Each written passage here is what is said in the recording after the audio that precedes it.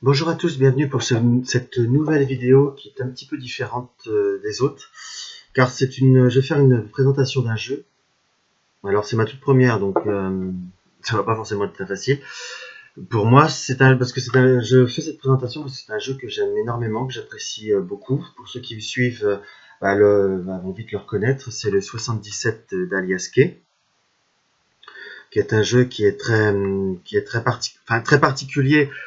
Oui et non, c'est un jeu qui a une très belle structure, c'est un jeu qui a sa vie à part entière, qui pour moi correspond bien à la personne qui l'a créé d'ailleurs, car c'est une personne que j'ai rencontrée justement par l'intermédiaire de ce jeu, puisque c'est un jeu qui m'avait attiré, j'avais une histoire assez particulière, j'en ai eu un pendant quelques temps, je l'avais donné à une amie, je le retrouvais plus, enfin, ça a été on va dire un cursus un peu particulier. Quand j'ai pu retrouver ce jeu, donc j'ai pris contact avec Katia, j'ai réussi à pouvoir commander ce jeu.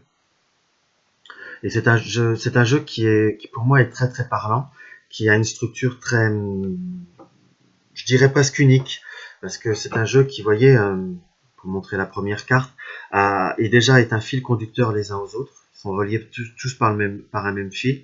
Donc c'est vraiment pour faire des associations, c'est très très bien. Moi, ce qui m'a plu, c'est un peu ce côté noir, ce côté qui m'a fait penser au mar de café, pour parler très honnêtement. Parce que c'est également une divination que j'utilise.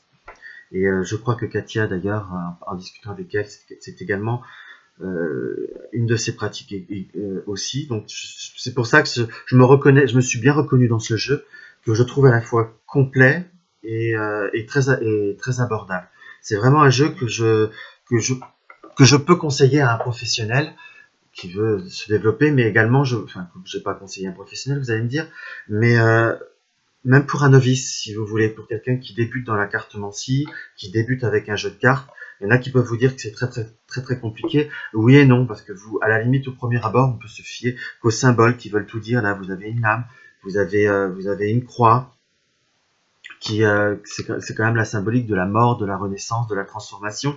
Donc à la fois, il y a quand même quelques symboliques très parlantes, et parce qu'il y a une petite notice qui est avec. Moi, je le mets soit dans une boîte, soit dans un sachet. J'ai également un très beau sachet qui est coordonné avec le 77. Ce que je trouve pour débuter, ce qui est très, très intéressant dans ce jeu, c'est comment vous dire, il y a des simples mots-clés à la fois. Donc, si on commence à se poser une question, si on commence avec ces simples mots-clés, même en débutant, on peut voir à avoir déjà quelques réponses, quelques affirmations. Après, plus on travaille, c'est un jeu qui grandit, qui peut également grandir avec soi, grandir avec la personne avec qui il travaille, surtout si c'est son premier jeu. Moi, ça n'a pas été le premier, je l'avoue, hein. Mais ce qui me plaît dans ce jeu, c'est que j'ai l'impression de redécouvrir à chaque fois. Chaque tirage est quand même relativement différent. Bon, certes, encore plus différent par rapport quand on fait un tirage des énergies, hein. Pas des énergies, un tirage individuel, ce qui est différent des énergies où ça reste très général, donc il faut conserver une vision générale de la carte, mais c'est un jeu qui a vraiment toutes les possibilités. Je vais vous présenter chaque carte par chaque carte. Mais si vous voulez, il y a une interprétation qu'on peut voir à avoir sens droit. Il y a certaines cartes qui peuvent avoir une autre signification au sens inversé, avec un quart de tour.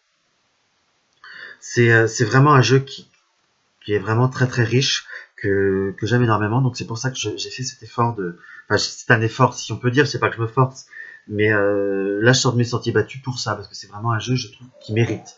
Comme je ferai une autre review d'un autre jeu, mais enfin, ça on en parlera plus tard, parce que je trouve que c'est des jeux qui à mon goût ne sont pas assez reconnus pour les qualités qu'ils ont. Je dis pas que les autres sont mal, hein, mais à la fois, ces jeux-là méritent d'être un peu plus connus, parce que je pense qu'ils peuvent apporter beaucoup et énormément à d'autres personnes. Comme on le remarque, je ne suis pas à l'aise, donc je bégaye encore plus. Donc je vais vous présenter carte par carte, comme ceci. Nous avons la carte 1, qui est la carte de la mort, de la résurrection, de la transformation. Nous avons la carte 2, bon là qui est tout ce qui est plus explicite, avec un embryon, un fœtus, donc qui nous indique bien la naissance, la gestation. Ça peut être la naissance d'un enfant, ça peut être... ça dépend si on fait un tableau, on va dire, où on peut aussi le travailler en tableau, ce jeu-là. Je vais y venir après. Ça peut être l'enfant, ça peut être le nouveau projet, ça peut être, par exemple, avec la 1 et la 2, ça peut être la fin d'un cycle pour avoir un nouveau projet, ou un projet qui tombe en ruine, on va dire. C'est un jeu que je trouve très direct, très clair, très net. C'est sûr que pour les personnes qui aiment les réponses un peu édulcorées, par contre, j'aurais tendance à le déconseiller. Nous avons à avoir tout ce qui est comme ceci. La rencontre de deux personnes, ça reste très explicite. Ça peut être une rencontre affective, une rencontre professionnelle, ça peut être un rendez-vous, ça peut être beaucoup de choses. Un simple rendez-vous.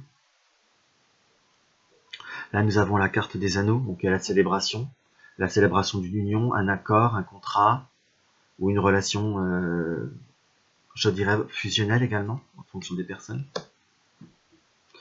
Nous avons la carte 5, l'amour, les sentiments, la sincérité, avec le cœur, c'est très clair. Là, nous avons le côté, une carte un peu plus sensuelle qui indique un peu plus la sexualité, les envies, les désirs. Vous voyez, à la fois, c'est un jeu qui est quand même assez subjectif. Tout en étant clair, on peut voir associé à d'autres cartes, on peut voir à le comprendre de multiples formes. Avec la carte 7, nous allons avoir l'élévation, l'évolution, l'ascension, une carte bénéfique. Avec la carte 8, par contre, nous avons le côté un peu plus triste, un peu plus dépressif, quelqu'un qui est beaucoup plus angoissé. Avec la 9, nous allons avoir le côté d'entreprendre, l'activité. Ça peut être également une personnalité entreprenante, également, si on veut voir faire de la divination, un tirage un peu plus psychologique. C'est un jeu qui est très bon pour ça également. C'est généralement une carte quand même de fort caractère. Là, nous avons le côté de la stagnation, une continuité. Ça peut être également, dans certaines situations, quelque chose de la fatigue. Ça vous fait penser que vous savez, un appareil cardiaque. Quand c'est comme ça, c'est très négatif, puisque c'est un exemple que j'ai des exemples. Ça peut voir à être, là, c'est même mortel pour une démonstration cardiaque, mais c'est comme ça montre une continuité, un horizon.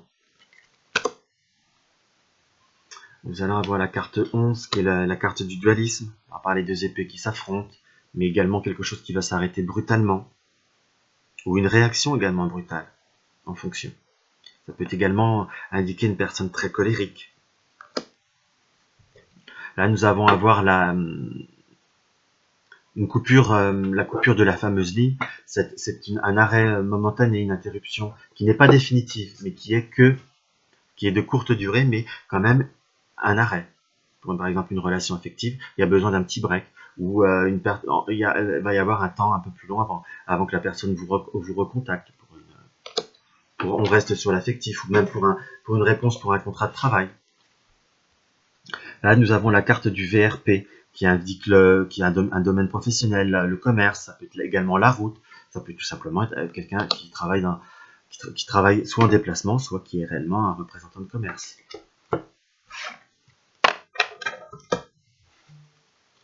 Nous avons à voir la carte 14 qui nous indique le courrier, qu'on voit bien avec le côté de la lettre. Pareil, par contre, c'est une carte qu'on interprète beaucoup si c'est positif ou négatif par rapport aux cartes environnantes. Par exemple, à côté de la carte VRP, c'est soit des nouvelles d'une personne qui circule beaucoup, soit pour un domaine professionnel, vous allez recevoir un représentant, soit c'est des nouvelles qui viennent d'un peu plus loin, qui ne sont pas forcément à côté. Mais c'est souvent des nouvelles d'ordre professionnel, par exemple. Là, c'est pas si vous attendez une nouvelle ou une lettre ou un courrier, c'est pas amoureux. Si vous avez ces deux cartes-là, moi je ne le ressens pas d'un côté affectif. Là, nous avons le côté, la carte 15 par le téléphone. Ça peut être téléphone, moi je mets souvent email également. C'est une nouveauté, là il y a le côté, on va dire, un peu plus surpris. Là, on peut attendre la nouvelle, mais là, on peut avoir un côté un peu plus de surprise. Là, on va avoir l'évolution dite, le changement négatif, une évolution négative. Ça peut être également, à la fois, on a une situation où on a un petit peu la tête dans le guidon, on se surmène, on perd de l'objectivité. C'est souvent une carte que je l'ai, on l'a en début de... Comment vous dire, en début de tirage, c'est souvent une carte qui indique à la personne qu'il faut savoir, on va dire, un petit peu lâcher prise et se recentrer sur soi-même et se reposer. Il y a un manque d'objectivité quand on a cette carte-là. La personne en fait trop. Donc, ce qui amène que du négatif. Là, nous avons par contre son opposé. Le changement positif, l'évolution. D'ailleurs, on le voit, tout est beaucoup plus fluide. On n'arrive pas à une impasse. Ça peut être également une mutation dans le travail. Pas un changement de travail, une évolution, une mutation. Quelque chose qui est positif, une évolution. Là, avec la guitare, nous avons tout ce qui est plus domaine artistique, créatif. Un petit peu différent. Là, il y a une petite note un petit peu de, je dirais, un petit peu de marginalité, une vision. Quelqu'un qui est amoureux des belles choses, quelqu'un qui est un esthète. C'est vraiment quelque chose qui a une notion une forte notion de raffinement. La carte de la guitare. Bon, ça peut être également un musicien. Il faut voir également, vous voyez la grande gamme de possibilités de ce jeu. Parce que c'est vraiment en fonction des cartes qu'il y a autour. Avec la carte 19, nous avons une notion un peu plus de justice, d'équilibre. Nous avons le yin, le yang. Nous avons un petit peu la carte, une représentation de la balance. Également, ça peut voir qui indique qu'il faut trouver une stabilité. Par exemple, nous l'avons, cette carte-là me parle beaucoup. Je suis pas un fanatique des inversés, hein, mais si j'arrive, je ne sais par quel hasard, qui n'existe pas d'ailleurs, on va dire, elle se retrouve, je la découvre, elle est retournée. C'est un problème de déséquilibre dans une relation professionnelle, émotionnelle, un déséquilibre émotionnel, amoureux également. Ou une association par exemple qui est déséquilibrée, ça veut dire qu'il y en a un qui en fait plus que l'autre, des choses comme ça. Ou également par contre ça peut être la justice à l'état pur. Hein. Là c'est une carte que j'ai ressortie dans les énergies de cette semaine. Nous avons la carte du repli sur soi-même. On voit bien qu'on rentre en soi-même.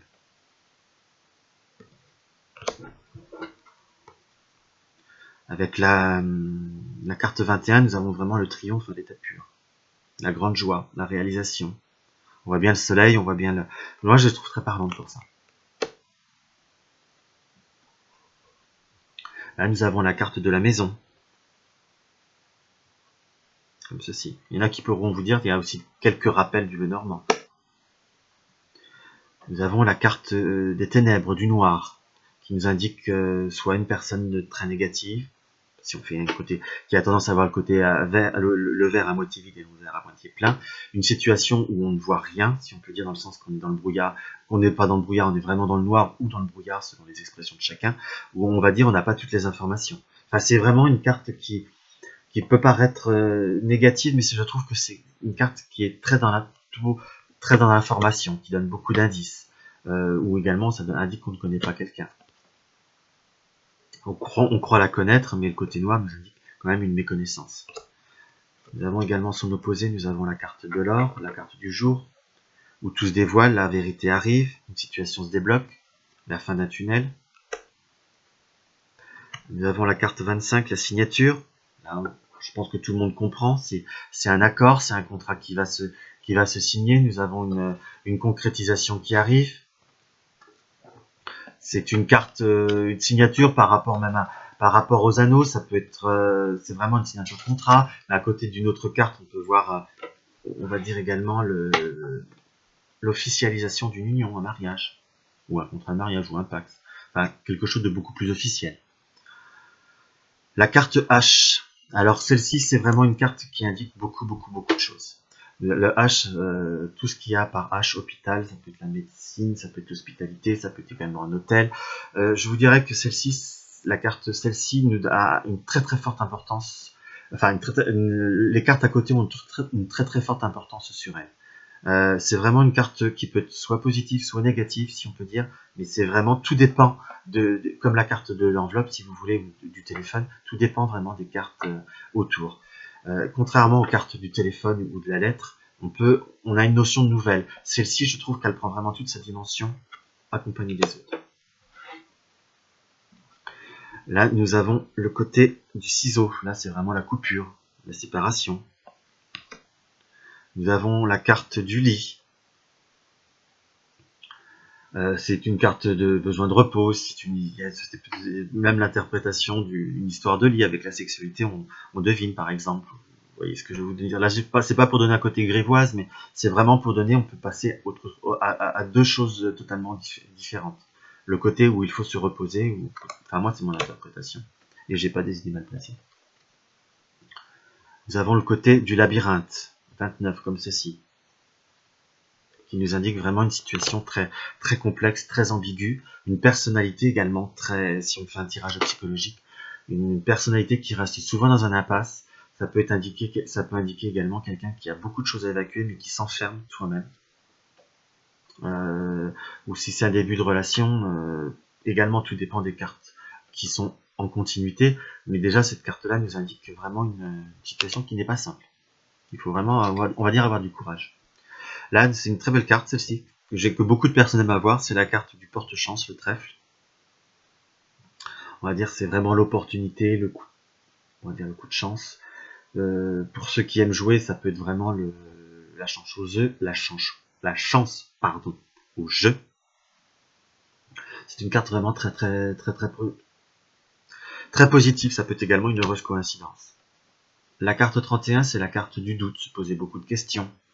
C'est un côté incertain, l'incertitude d'une situation. D'une situation, d'une relation, ou même qu'on n'arrive pas à penser d'une certaine personne. Nous avons la carte 32, le Bouddha, qui est une carte qui indique qu'il faut prendre du recul, qu'il faut réfléchir avant d'agir, également se discipliner, à faire un travail sur soi. Nous avons la carte de la bougie, qui nous indique pour moi, je la prends comme la lumière dans les ténèbres, si vous voulez, la solution qui arrive. C'est un éclairage sur l'éclairage d'une situation. Par exemple, pour reprendre une autre interprétation, vous avez le labyrinthe et vous avez avec la bougie. Pour moi, ça va être long, ça va être très laborieux, mais on va trouver une solution. Pour vous donner un exemple, il y a quand même pour moi, la bougie reste une carte positive. Après, il peut toujours y avoir un rappel de l'occultisme également en fonction d'autres cartes. Par contre, avec la carte de la nuit, pardon. Il y a beaucoup de choses. C'est une multiple interprétation, mais je la ressens quand même toujours comme assez positive. Ça peut être également une carte combinacle, pour vous dire, qui fait penser également à l'oracle G. Alors nous avons la carte 34. La carte 34 qui nous indique une situation où on se voile la face. On est dans l'aveuglement, on est dans l'obstination, on manque d'ouverture, on est dans une forme de déni, on ferme les yeux sur une certaine situation. La carte 35 nous indique qu'il faut savoir être à l'écoute, il peut y avoir des bons conseils, il faut savoir être on va dire, ça indique presque qu'il faut savoir se taire pour écouter, parce que parfois on apprend des autres. Là plutôt c'est vraiment aussi celle-ci, la carte du mutisme, où je dirais que pour résumer cette carte, le silence est d'or, la parole est d'argent. Il faut également savoir, c'est également une carte qui peut être une carte d'avertissement, de faire attention à ce que l'on dit. Avec la carte 37, nous avons le côté du coffre, le cadeau à faire, ou les cadeaux de la vie, les surprises, également un cadeau à faire. Nous avons la carte 38, la seringue, là qui a plutôt un côté là, assez dur, on va dire, le côté tout ce qui est dépendance, la drogue, l'alcool, une personne qui a certaines formes d'addiction. Par exemple avec le H, j'ai tendance à dire une hospitalisation, quand même quelque chose d'assez prononcé. Là, nous avons avec la carte 39 le vert, je vais l'appeler le vert, c'est tout ce qui est invitation, le côté convivial des choses, le bon côté de la vie, une réception.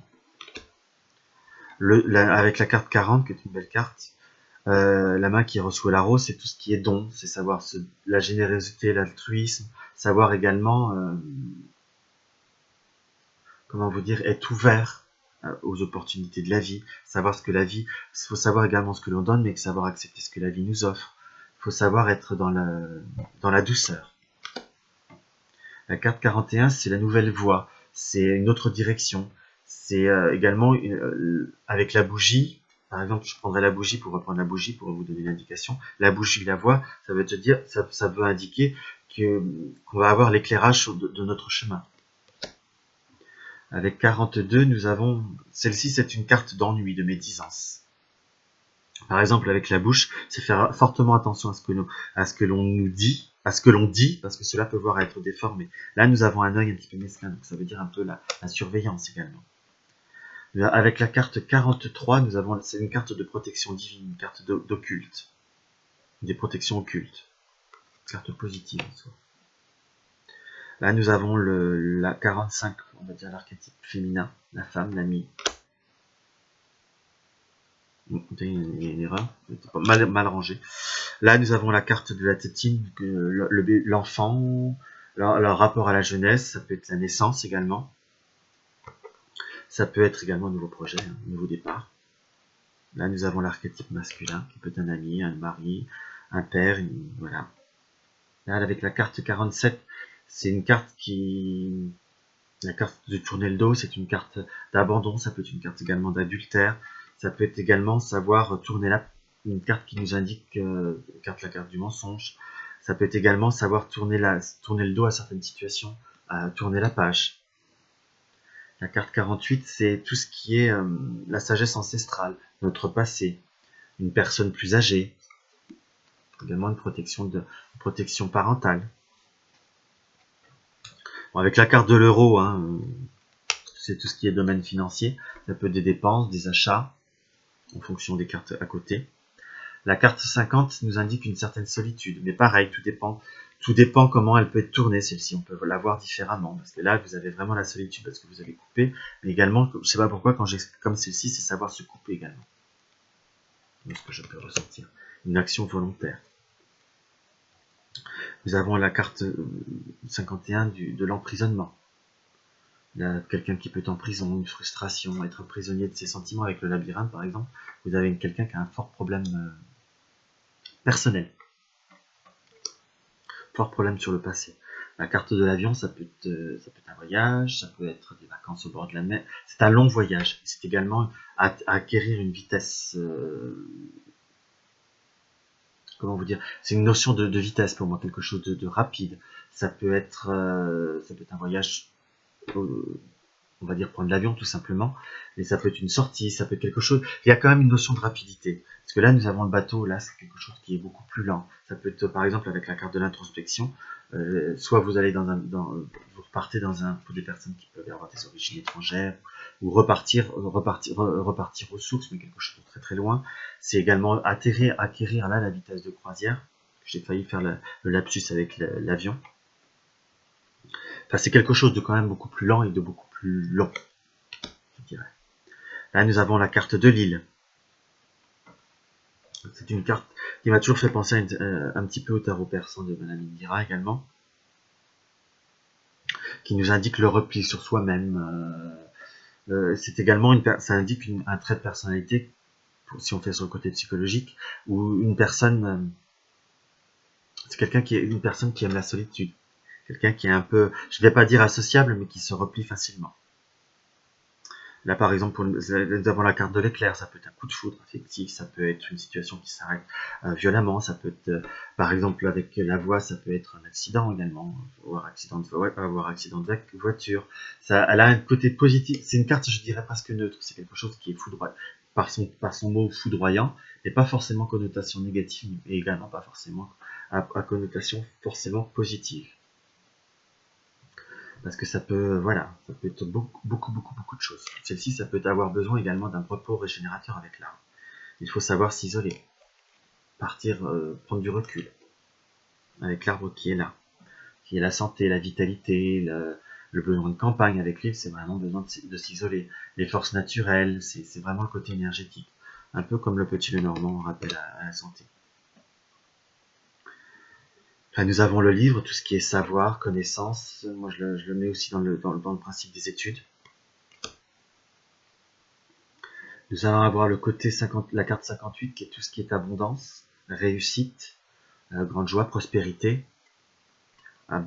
stabilité financière, voire abondance financière. Avec la carte 59, là par contre nous avons l'inverse, nous sommes en carence. Nous sommes, soit c'est quelqu'un qui est un petit peu également de tempérament un peu défaitiste, un petit peu un loser, ça peut être quelqu'un qui peut être dans la mendicité ou difficulté financière avec l'euro. La carte de la lune, ça c'est une carte un petit peu de datation, quelque chose qui va être rapide dans le temps. On va dire des événements proches. Il est toujours dur de dater. Là par contre nous avons la lenteur. Un projet qui peut demander qui peut être sur longue haleine, quelque chose, une relation qui dure depuis longtemps, par exemple, pour donner un point pour se fixer dans le temps. Pour le côté psychologique, par exemple, c'est quelqu'un qui a besoin de mûrir très lentement une situation. Alors, sur un côté psychologique, nous avons un côté un petit peu impulsif.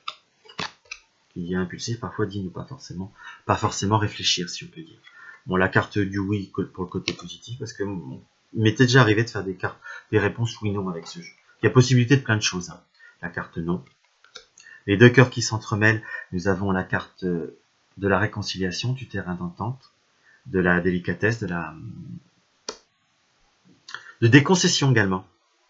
Là, nous avons avec la carte 65 les pensées, la spiritualité.